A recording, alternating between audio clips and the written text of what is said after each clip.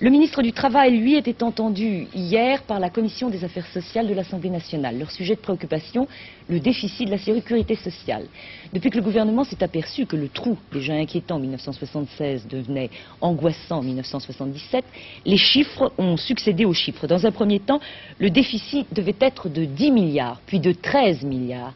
Et M. Belac, hier, allait même jusqu'à 16 milliards et surtout confirmait que les mesures mises en place à l'occasion du plan Barre seraient insuffisantes pour combler ce déficit et qu'il serait nécessaire de procéder à des choix.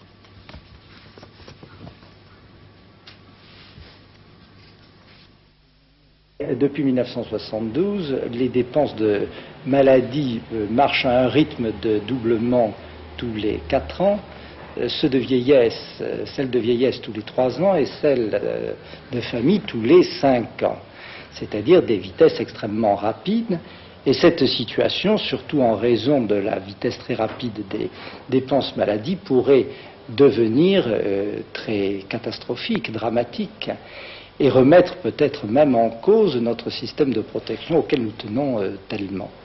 Ce qui fait qu'il nous apparaît à tous ceux qui s'intéressent à ces problèmes qu'il est nécessaire tout d'abord de bien mettre en évidence aux yeux des Français l'importance du problème, leur faire prendre conscience que tout n'est pas possible et que les ressources ne sont pas inépuisables. Pour 1977, vous aviez fait une évaluation du déficit. Est-ce que vous avez toujours la même évaluation? Nous avons toujours l'impression que ça évoluera entre 13 et 16 milliards de déficit.